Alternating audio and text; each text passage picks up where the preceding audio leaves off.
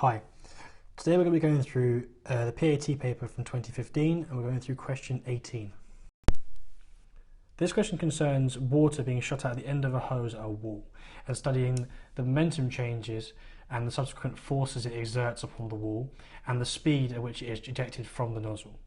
If you haven't already, I invite you to go through this question and have a go at it yourself before looking at my solution. We'll start with part I. Now this part of the question simply wants you to calculate the speed at which the water is ejected from the hose using the information given. So we'll start by drawing a very simple diagram of the situation, which is essentially a hose of cross-sectional area A, square meters, ejecting water out of its end. Now we want to find the speed at which this water was ejected, so we need to give it some name. We'll call it U. I'll say it's ejected at U meters per second. Now we're told in the question that the water is ejected at a rate of X cubic meters per second. Now what this means is every second that goes by, X meters cubed of water leaves the end of the nozzle, and we need to use this information given to us to work out what value of U will allow this to happen. And if we imagine a second go by, so we have a time t equals 0 that no water's come out, and at time t equals 1 second we have some block X cubic meters of water has moved out of the end of the nozzle. Now we know that the area of this end section, so maybe it's easier to draw it as a circle, is A square meters. So we want this length here, which we will call L, to be such that LA equals X. So length times cross-sectional area gives you the volume, and that will give us LA equals X. So i.e. we have L equals X over A. Now think carefully about what L actually is, because it can be quite confusing. So L is the length of fluid that has moved in 1 second. Now we know from very basic physics that distance is speed times time. So we want the water to move L in time 1 second. So if we have our speed U times 1 must be L, i.e. U is L.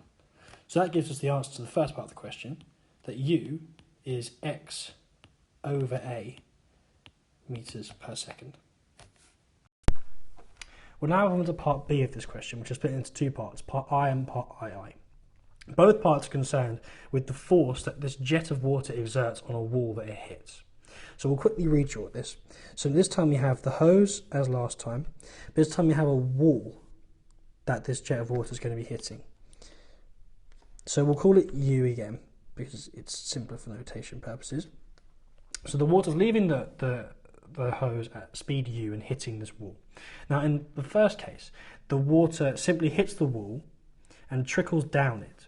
So we have that the water beam comes out of the hose, hits the wall, and does not reflect at all. It simply falls down. Essentially its horizontal velocity goes to 0.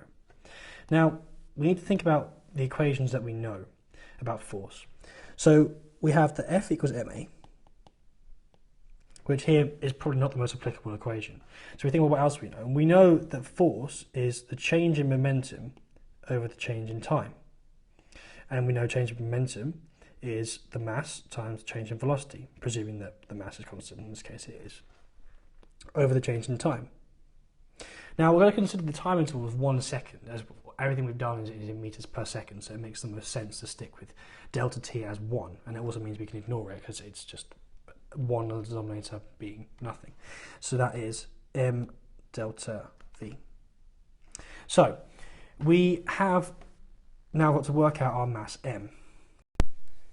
Now we don't actually have our mass m, so we've got to think about what we're given. We're told that the water has density rho, And we know that mass is volume times density. And we know that every second, x cubic meters of water moves out at the end of the nozzle.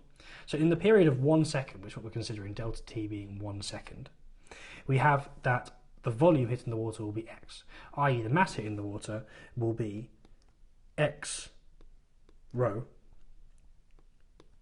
kilograms times delta V for our change in momentum. So for our first case now, we want to work out our force F. So we have the F equals mass, we know is x rho. Now our change of velocity, so we know it impacted with speed u, and we know from before that u was x over a meters per second. So we can simply, as this velocity goes from x over a to 0, we know our change in velocity must be x over a. So we can replace our delta v with x over a. Bringing it all in gives us that the change in momentum, i.e. the force, is x squared rho over a newtons. Part RI is similar but with subtle differences. In this case, we're told that the water actually reflects off at the same speed. So our change in horizontal velocity is not actually x over a because it doesn't stop dead. It comes back at the same speed u. Or if we're thinking about it in terms of velocities, it has minus u in the right-handed direction. So in fact now, our change in velocity delta v will be u minus u, i.e. 2u. And we know u is x over a, so we have 2x over a. Again, we can sub this into our force. So force is change in momentum over change in time. We've already clarified that we're considering a delta t of 1 second.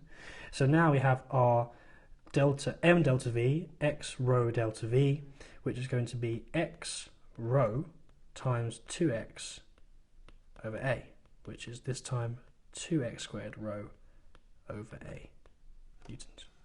And that's the end of the question.